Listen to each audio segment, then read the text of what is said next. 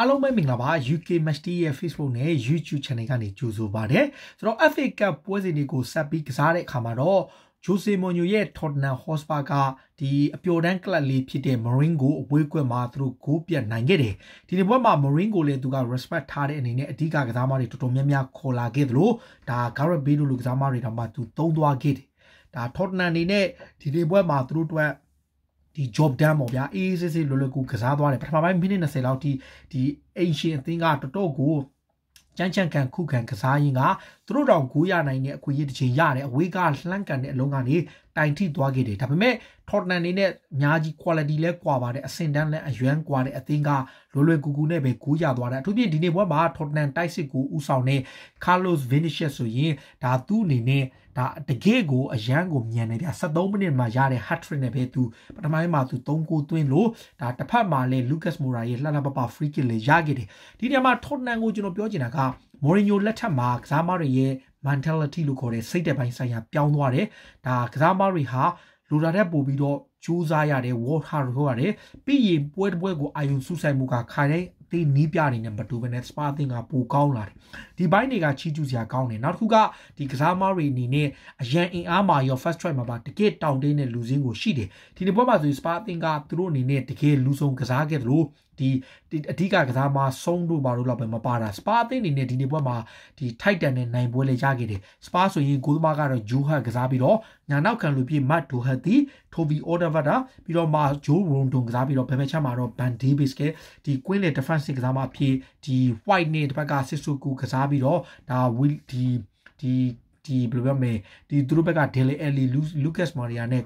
Carvalho ကစားတယ်တိုက်စစ်မှာတော့ဒီ Carlos Vinicius ကစားတယ်ဆိုတော့ဒါ Tottenham အနေနဲ့ဒါတကယ်ကို quality အပြည့်ပါ 4-2-3-1 formation ကစားခဲ့တယ်ဒါ Spa အသင်းကတပွဲလုံးလေးခြေစွမ်းပြလို့အထူးဖြင့်ဒီ Dele Alli ရဲ့ခြေစွမ်းတော်တော်လေးကောင်းတယ်ပါဝင်ပတ်သက်တဲ့ဂိုးပါဝင်ပတ်သက်တဲ့သွင်းဂိုးတွေအားလုံးကိုသူနဲ့ပါဝင်ပတ်သက်ခဲ့လို့ဒါအဖွင့်ဂိုးကိုလည်းသူဖန်တီးပေးတယ်ဒါတစ်ဖက်မှာတော့ကြည့်တဲ့အခါမှာ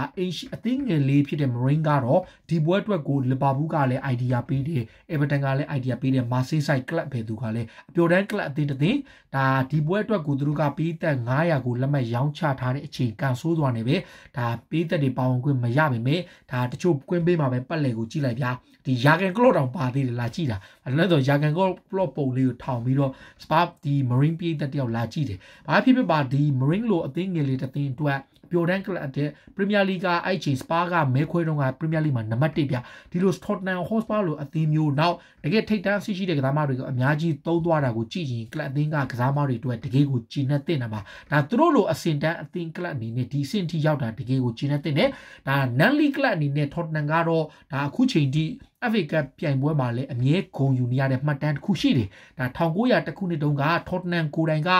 Non League Club ပေါ့ Non League Club အသင်းတစ်သင်းအနေနဲ့ FA Cup ပြိုင်ပွဲထိသွားပြီးတော့ Champion ဖြစ်ထားတယ်ဒါသူတို့နောက်ဆုံးဘိုးဆွဲခဲ့တာတော့1991မှာပါဒါပေမဲ့ Tottenham ဟာတဖြည်းဖြည်းနဲ့ Mourinho လက်ထက်မှာကစားခြင်းနဲ့ plan ကောင်းရှိတယ်သူတို့မှာဘလူးပုံစံနဲ့ကစားမလဲဆိုတာကိုသူတို့မှာကောင်းသိလာတယ်ကစားမတွေရဲ့ကြိုးစားအားထုတ်မှုလည်းကောင်းတယ်ဒါဂိုးသွင်းသွားသူကတော့ဒီCarlos Vinicius ပေါ့ Carlos Vinicius ကဒီပထမပိုင်း24-30နဲ့38မိနစ်ပေါ့ဒါ73မိနစ်တမှာပဲသူ3ဂိုးသွင်းတယ်နောက် Lucas Moura ရဲ့လှလှပပ free kick သွင်းပြီးတော့မှဒါဒုတိယပိုင်းမှာတော့အသက်16နှစ်အရွယ်ပဲရှိတဲ့ဒီ Alfie Delvin ဆိုတဲ့ chart လေးကသူ့အတွက် professional debut ပွဲမှာဂိုးသွင်းလိုက်ခဲ့တယ်ဒါဟာလူငယ်သားမလေးတယောက်အတွက်အိမ်မက်ပဲဒါ Tottenham အသင်းက9ဂိုးပြတ်နေနိုင်တယ်ပထမပိုင်းမှာတော့4ဂိုးပြတ်နေရှုံးပေမဲ့ဒုတိယပိုင်းမှာ Marine အသင်းကကြိုးစားကစားခဲ့တဲ့ကြောင့် reward အနေနဲ့တကူပဲပေးရတယ် Spa အသင်းအနေနဲ့ဒီနေ့ပွဲမှာ Gareth Bale ဘာလို့ဒုတိယပိုင်းမှာဝင်ကစားခဲ့တယ်ဒီနေရာမှာဒီ16နှစ်အရွယ်ရှိတဲ့ဒီဘယ်လိုပြောမလဲဒီကစားသမားလေးဟာ Tottenham ကလပ်အသင်းမှာတော့ Youngest Ever Football League နဲ့ Premier League ကမှာဂိုးသွင်းနိုင်တဲ့သူဖြစ်မှတ်တမ်းဝင်ခဲ့တယ်ဒါ Tottenham အတွက်မှတ်တမ်းကောင်း Spa အသင်းဘက်က hat trick ရတဲ့ဒီ Carlos Vinicius ကတော့ဒါ Harry Kane ဆုံးလို့နောက်ပိုင်းမှာ hat trick ရတဲ့ကစားသမားပြီးတော့ Fernando Llorente ကလည်း2019ဒီဘယ်လိုလဲ2018-19ရာ18-19မှာသွင်းတယ်အခု18-19မှာတော့ဒါ Carlos Vinicius သွင်းတယ်ဒါ Vinicius အနေနဲ့တော့ဒါ hat trick ကို Mourinho လက်ထက် Africa မှာ hat trick ရတဲ့ကစားမအဖြစ်ဒါ Frank Lampard ပြီးရင်ဒါပထမဆုံးချိန်ပါဘာဖြစ်ပါ Tottenham ကတော့အသင်းငယ်နဲ့ကန်ရပေမဲ့ Tottenham အသင်းမှာ desire ရှိတယ်ဒီဘယ်လိုပြောမလဲ proper plan ရှိလာတယ်ဒါ Mourinho အသင်းတွေကသူကင်တွယ်တဲ့အသင်းတွေမှာတွေးလေတွေးထားရှိတဲ့ဒီဘယ်လိုပြောမလဲဒီအရာတွေပေါ့ဒါ Spa အသင်းတွေကအသင်းငယ်လေးနဲ့ကစားတာဖြစ်ဖြစ်အသင်းကြီးနဲ့ကစားတာပဲဖြစ်ဖြစ်သူတို့အသင်းမှာတကယ့်ကိုယုံကြည်မှုအပြည့်ရှိတယ်ကစားမောက်တွေကဒီကစားသူကြီး Spa အသင်းကိုကြည့်ပြဂိုးသမားက Joe Hart ရှိတယ်ဗျာအဓိကဂိုးသမားဖြစ်တဲ့ Hugo Lloris ရှိတယ်ဘယ်ဘက်ချက်မှာ Van Davis နဲ့ Reguilon ရှိတယ်စနဘက်ကတော့ Davinson Sanchez ရဲ့ Joe Rondon ရဲ့ဒီဘက်က Eric Dyer နဲ့ Toby Alderweireldဟိုဘက်ချက်မှာဆိုရင် Matt Doherty နဲ့ Serge Aurier ရှိတယ် defensive မှာဒီ Harry Winks ရဲ့ဒီဘက်ကဒီ Harry Winks ရှိတယ်ဒီဘက်က White ရှိတယ်ပြီးရင်ဒီ Sissoko ရှိတယ်ဒီဒါအပြင် YB ရဲ့လည်းရှိတယ်ဒါကစားမတွေပေါ့ကွင်းလယ်မှာဆိုရင်